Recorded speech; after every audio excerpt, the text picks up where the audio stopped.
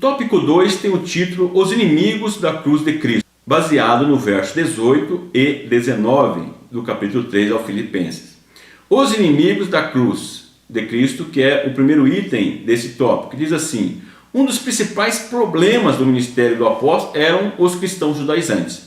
Quando nós lemos as epístolas do apóstolo Paulo, nós vamos perceber, ou o livro de Atos, quando Paulo, nas suas viagens missionárias, que por onde ele passava, atrás iam os cristãos judaizantes, aqueles judeus que eram da religião judaica e que se converteram ao cristianismo e que ficavam atrás, questionando o ministério, a autoridade apostólica do apóstolo Paulo e conduzindo, ou seja, tentando orientar ou conduzir os próprios membros das igrejas dos gentios para que eles se voltassem para a lei judaica, ou seja, dizendo que era necessário que eles observassem os costumes, a tradição judaica para serem salvos, o que era diferente que o apóstolo Paulo pregava, que era a justificação pela fé e simplesmente pela obra meritória de Cristo sendo justificado, e guardando uma vida de santidade, mas não sendo baseado em rituais como a tradição judaica. E ele diz que eram muitos esses que eram tidos como inimigos da cruz de Cristo. Ele deixa bem claro que eram muitos, que dentro da própria igreja, e que buscavam minar a autoridade ministerial do apóstolo Paulo, questionando o evangelho que ele pregava, a maneira como pregava, ou a salvação por meio de Cristo, pela obra meritória de Cristo. Então ele se constituiu como inimigos da cruz, porque eles buscavam a salvação por outros meios que não a própria cruz, a cruz de Cristo. Porque esse é o verdadeiro evangelho, ou seja, apontando para Cristo como autor da salvação, como Deus encarnado, morrendo pela humanidade e oferecendo um sacrifício único e perfeito, conforme nos diz o autor aos Hebreus, e que foi aceito por Deus. E todo aquele que aceita esse sacrifício como um sacrifício perfeito, a Jesus como Senhor, como Kyrios, como Senhor de sua vida, ele é justificado imediatamente diante de Deus e vendo depois então a santidade que é progressiva, mas pela obra de Cristo ele é justificado, e uma vez justificado ele tem obras que são dignas daquele que foi salvo. É uma sequência, como nós vemos lá em Tiago também, Paulo falando do primeiro estágio, que é a justificação pela fé, conforme Romanos 4, e vendo Tiago falando das obras daqueles que são justificados. É uma sequência. Então nós vemos que eles pregavam uma outra salvação por outros meios, que não por Cristo, ou seja, por meio da lei. A pregação da lei, na realidade, esvaziava o benefício da morte de Cristo na cruz. Por isso que Paulo afirma que eles eram inimigos da cruz de Cristo, porque desfaziam ou desmerecia a obra perfeita de Cristo na cruz como uma única, como perfeita para a salvação do ser humano. O item 2 tem o título O Deus deles é o ventre, baseado no verso 19. Esse ventre aqui, o próprio autor, comentarista da lição, ele afirma que é um sentido figurado, que o ventre na realidade simboliza os apetites carnais e sensuais. Sensuais ou sexuais, Ele traz aí um sentido figurado para o ventre, ligando com a questão da carne. Vários autores defendem isso também. E ele também traz que aqui figura a questão dos grupos dos gnósticos, que também estavam presentes, junto com da mesma forma que, contrário ao evangelho como os judaizantes, esse grupo dos gnósticos também defendiam que a matéria é inerentemente ruim. Ou seja, e Cristo está interessado não na matéria que é ruim ou no corpo físico, mas somente no espírito.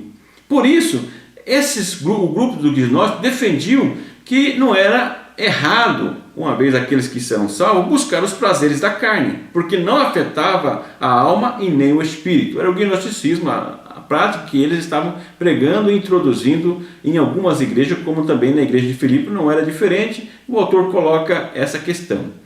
Mas Comblen e o Wayne Gardner, que eu deixo como referência sempre aí para vocês nesse trimestre, nos meus arquivos de slide, que você pode baixar no meu blog ou no meu canal do SlideShare. Vemos que esses dois autores, Comblen na página 55 e Wayne Gardner na página 92, eles afirmam que o ventre aqui poderia ser uma alusão aos preceitos alimentares judaicos. Ou seja, aqui, quando fala do ventre, ele está se referindo às práticas da tradição judaica que se referiam aos alimentos, que era uma dieta alimentar que era estabelecida pelos judeus e como necessária para a manutenção da salvação perante Deus. Então, ele diz aqui que pode ser que não seja o sentido figurado, mas nós vemos que as duas coisas podem ser aplicáveis, que tanto a questão dos prazeres que essas pessoas que eram inimigos da cruz de Cristo buscavam, bem como a lei por meio dos preceitos alimentares judaicos, dava de certa forma uma falsa segurança, aonde via o ventre como um Deus, né? Ou no caso o ventre como sentido figurado, buscando a carne como direcionador de suas vidas, bem como a questão da tradição judaica com os alimentos, buscando uma purificação por meio desses alimentos, tornando o ventre como o próprio Deus, por causa da alimentação. Então fica aí os dois comentários para você, que qualquer um dos dois serve para uma orientação para a nossa vida espiritual, ao meu ver, né? O item 3, a glória deles, baseado no verso 19. Ou diga, quando o apóstolo diz que eles só pensam nas coisas terrenas, ou seja, eles buscam a glória deles mesmos, porque eles só pensam nas coisas terrenas, ou seja, não medem os esforços para ter o poder e o domínio sobre as pessoas. É isso que eles buscavam, para ter esse controle, o poder. O que nós vemos que muitas pessoas hoje, mesmo dentro da igreja, na liderança, eles buscam esse poder, estão interessados, priorizando isso nas suas vidas, o poder e uma forma de dominar as pessoas, ser o centro da atenção e não apontando o centro da atenção para Cristo, que deve ser o centro do Evangelho, o centro da nossa vida e o centro da pregação, e não o foco nas próprias pessoas. Nós já comentamos isso em vídeos anteriores também, para você verificar. E ali o apóstolo fala que é vergonhoso isso para eles mesmos. O que é esse vergonhoso? Pode ser a falsa religião dos judaizantes, que isso era um vergonhoso, a forma como eles tratavam a religião e como eles tratavam a tradição como algo mais importante do que a própria cruz de Cristo. Então isso era vergonhoso e é vergonhoso também nos nossos dias. Então nós vemos que a cruz, ela tem um contraste com relação à lei. A cruz e a lei são sistemas antagônicos. Gálatas 3:1, Gálatas 5:11, a 24, Gálatas 6:12 a 14, que eu deixo a referência para você no meu arquivo de slide. Nós vemos que são sistemas antagônicos, ou seja, a cruz ela aponta para Cristo como meio de salvação e a lei os méritos próprios do ser humano para a salvação. Mas nós vemos que a justificação é por meio da obra de Cristo. Nós vemos que as pessoas que enfatizam demasiadamente a lei, obstinados e extremistas na lei, muitas vezes são pessoas que dentro de si têm um conceito mundano e imoral. Então é muito interessante que pessoas, quando são muito extremistas, radicais, legalistas demais, podem ver que muito deles, dentro do seu próprio coração, eles têm uma tendência mundana, são imorais e muitas vezes através de atos escondidos, que não ficam muitas às claras e que muitas vezes vem à tona e aparece aí aqueles que querem ser santos demais. Então é algo também para nós pensarmos esse comportamento dentro da igreja. A cruz também é antagônico com a questão da sabedoria dos pagãos. Nós vemos em 1 Coríntios 1, do verso 13 ao 23, o capítulo 2, do verso 2 ao 8, onde nós vemos essa contradição, ou seja, essa diferença que existe entre a sabedoria dos pagãos, que nós podemos levar aqui para a questão que o comentarista comenta sobre o gnosticismo, ou seja, a busca da salvação por méritos humanos ou desfazendo da própria carne, do próprio corpo por meio dos prazeres, como sendo algo que leva as pessoas até o conhecimento da salvação. Mas a cruz de Cristo aponta realmente para Cristo. A aplicação prática desse tópico, eu pergunto a você, para você refletir, que você pode perguntar a seus alunos. Você tem observado quem são os inimigos da cruz de Cristo nos dias atuais? Nós vemos aí a referência aos judaizantes, a referência àqueles que defendiam os prazeres carnais e da própria igreja. Então, é possível identificar esses inimigos da cruz dentro da nossa própria realidade hoje? Quem são? Você tem observado isso? Muitas pessoas invejam essas pessoas porque eles estão numa posição de destaque, de poder, mas são inimigos da cruz. Não os inveja, coloca aqui uma aplicação prática. Busque manter a sua salvação e contribuir para o reino de Deus e não buscar os seus próprios interesses como essas pessoas o fazem. E dominam as pessoas e usam a igreja a seu favor, como nós já falamos isso na lição anterior também. Comble, na página 55, tem uma citação que eu deixo aqui para você. A cruz é o cimento da reconciliação e da unidade da igreja. É isso que a cruz faz e traz para a igreja, a reconciliação e a unidade da igreja. Se o comportamento das pessoas que estão à frente traz um resultado diferente, é porque são inimigos da cruz de Cristo. Mateus 6,21 diz assim: onde está o nosso tesouro, aí também está o nosso coração. Aonde está o seu tesouro? Qual é o seu tesouro? O tópico 3 tem o título O futuro glorioso dos que amam a cruz de Cristo, baseado no verso 20 e 21 do capítulo 3 aos Filipenses. O primeiro item diz: mas a nossa cidade está no céu. É uma citação do verso 20. Paulo exorta aí os filipenses a pensar no que é de cima, diferente dos inimigos da cruz de Cristo. Não pensando em si mesmo, não pensando nos seus próprios benefícios, em dominar, em ter o poder, mas pensar no que é de cima, no que vem de Deus, a vontade de Deus, que é o bem da comunidade, que é o bem de todos, diferente daquilo que os inimigos da cruz de Cristo pregavam. Então ele está olhando, olhe para cima. Porque geralmente, nós temos, como ser humano, nós temos uma tendência a focarmos nas coisas materiais, nas coisas terrenas, nos prazeres que são imediatos, efêmeros, para nos dar uma satisfação. Porque pensar nas coisas de cima é esperar em Deus. É o caminho da humilhação, como o apóstolo Paulo, do sofrimento muitas vezes, das prisões como o apóstolo Paulo teve na sua vida. E às vezes as pessoas não querem isso, não almejam isso, geralmente como seres humanos. Por isso que é algo espiritual, é esperar e pensar nas coisas que são de cima.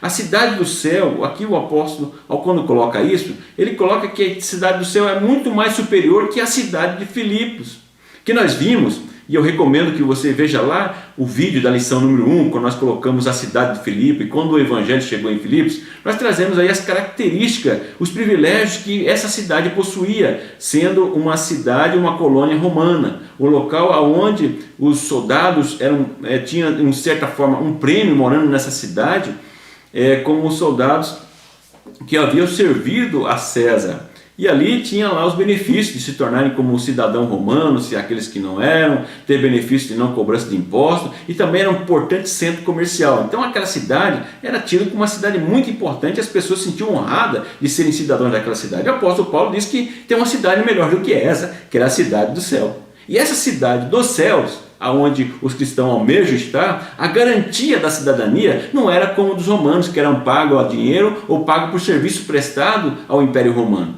Mas essa cidadania, a garantia é o próprio Senhor Jesus. É o serviço prestado, sim, para o reino de Deus, para o reino que promove a unidade, a fraternidade, a coletividade e o bem da comunidade de Deus e também das pessoas que se aproximam dessa comunidade.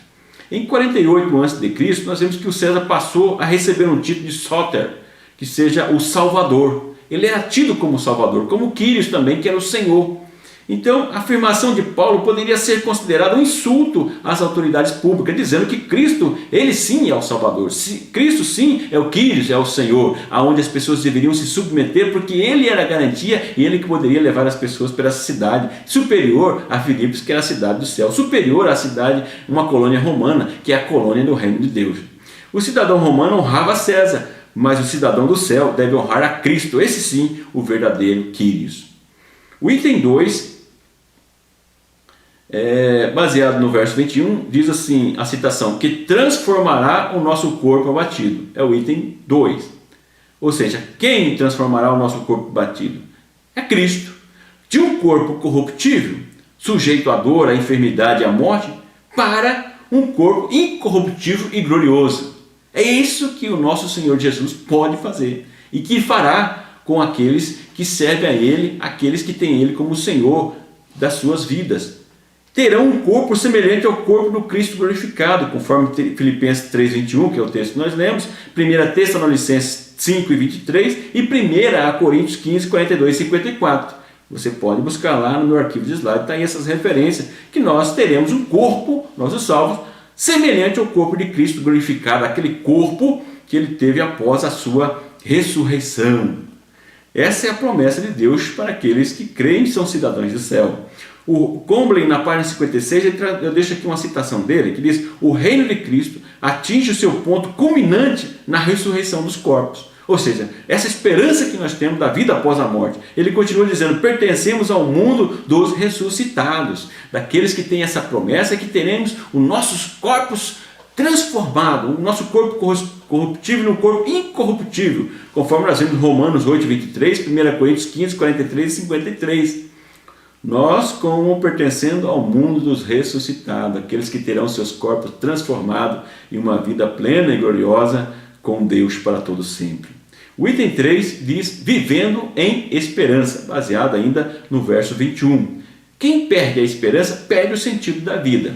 E aqui eu coloquei VF entre parênteses, porque eu quero usar aqui uma citação do Viktor Frankl, que tem no seu livro O Sentido da Vida, aquele judeu que esteve no campo de concentração. É um livro excelente para você fazer uma leitura, que fala muito sobre essa questão da esperança, onde ele demonstra que aqueles que sobreviveram no campo de concentração foram aquelas pessoas que tinham uma esperança além do campo de concentração, porque aquilo que eles acreditavam que poderiam ver depois de se libertarem do campo da concentração, porque muitos haviam perdido essa esperança e se entregavam à morte, morriam e perdiam a esperança e o sentido da vida. Mas aqueles que tinham esse sentido da vida, por ter algo que eles sabiam que poderiam aguardar após o campo da concentração, eles viviam, eles suportavam o sofrimento com essa esperança e alcançaram depois, como o próprio Viktor Frankl, a sua libertação. E eles conseguiram superar as dificuldades. E assim também a nossa esperança, mesmo diante dessa dificuldade, conforme já vemos em lições anteriores, com essa esperança viva, essa promessa, nós não devemos focar nas aflições desta vida, como a exemplo que eu citei aqui do Viktor Frankl, mas viver a gloriosa esperança nas promessas de um Deus fiel e vivo, que nos prometeu uma vida melhor, uma vida eterna com Deus, uma vida gloriosa, conforme nós vemos em Romanos 8, 18, Apocalipse 7, 17, Apocalipse 21 e 4. De onde vem esta restauração? De onde vem essa glorificação? Vem dos céus. Conforme nos diz ali que o texto, que o Senhor Jesus que virá dos céus, esse mesmo que subiu, que virá no céu e transformará os nossos corpos, aqueles que já morreram em Cristo, aqueles que estiveram vivos, a sua vida transformada na vinda do Senhor Jesus no dia de Cristo. Um Salvador que vem no céu, na realidade, frustra aqueles que buscam a salvação por meio da sua própria justiça e santidade, que era o caso dos cristãos judaizantes, que eles propagavam a salvação por meio das obras, por meio dos rituais, por meio de seguir as tradições. Por isso nós temos que tomar cuidado nos nossos dias atuais de focar isso, os rituais, focar as tradições, e colocarmos isso acima da própria Bíblia e colocarmos isso como condicional para a salvação. É o que nós temos que nos preocupar. E muitas vezes me preocupo com a nossa própria denominação quando foca muito essa questão da tradição, para não tomarmos o cuidado e nós não cometemos as mesmas falhas da época da Reforma, a mesma forma dos judaizantes, focarmos muito no ritualismo, nessas questões, em vez de focarmos a própria salvação por meio da palavra de Deus, por meio do sacrifício de Cristo. Então, esse Salvador que vem do céu frustrava aqueles que buscavam a salvação por sua própria justiça e santidade, porque esse cidadão que vem do céu traz a sua própria justiça, que é o Filho de Deus, aquele que morreu e apresentou como aquele que não tinha pecado, e a sua justiça foi aceita por Deus. A Cristo é dado o poder de ressuscitar os mortos, bem como sujeitar a si todas as coisas, como nós vemos no final do verso 21, dizendo que a Ele se sujeitará todas as coisas, Ele como o Senhor, o Kyrios, e se apresentará assim como o Senhor na busca no dia de Cristo, na vinda da sua igreja. Aplicação prática para esse tópico: não priorize as coisas terrenas em detrimento das coisas celestiais. As coisas celestiais têm prioridades, têm mais valor do que as coisas terrenas, por isso nós temos que priorizá-las na nossa vida. Você tem vivido de acordo com as promessas de Deus? Ou você tem se esquecido das promessas de Deus, da vida do Senhor Jesus, o que Ele tem prometido para a sua igreja após a morte? São coisas que as pessoas muitas vezes têm se esquecido e por isso, a exemplo de Viktor Frankl, tem perdido a esperança e o sentido da vida. Não deixe as aflições do mundo presentes sobrepor a gloriosa esperança das promessas de Deus na sua vida. Considerações finais. Então, nesta lição, nós aprendemos que Paulo exorta os filipenses a manterem a sua firmeza em Cristo e resistir os inimigos da cruz de Cristo. Esses inimigos que nós apontamos na época do apóstolo Paulo, como os judaizantes, os gnósticos, e nós vemos quais são hoje os inimigos da cruz de Cristo. São pessoas que têm as mesmas características daqueles, né? Os inimigos da cruz de Cristo focavam as coisas terrenas e rejeitavam o verdadeiro sentido do poder da cruz. E nós vemos que muitos hoje também têm tirado isso, nós temos que estar atento para o verdadeiro evangelho, que é o evangelho da cruz. Aqueles que amam a cruz de Cristo têm um futuro glorioso com Deus, enquanto que os inimigos da cruz padecerão. Paulo deixa bem claro que esses inimigos da cruz serão condenados e não terão e não estarão com o Senhor e não gozarão da comunhão com Deus eterna. Fortifiquemos com essas palavras e continuemos firmes na fé, aguardando o dia de Cristo, para que nós possamos receber aquele convite: vinde a mim, amados do meu Pai. Eu agradeço pela sua atenção, por ter estado conosco até este momento, e mais uma vez eu peço que você compartilhe esses vídeos, compartilhe o arquivo de slide com sua rede social, na sua igreja, e ajude-nos a ajudar as demais pessoas também e a contribuir para a melhoria da escola dominical. Que o grande e infinito amor de Deus, que a graça e a paz do nosso Senhor e Salvador Jesus Cristo, que a comunhão e as consolações do Espírito Santo esteja com você hoje e sempre. Muito obrigado, que Deus continue te abençoando.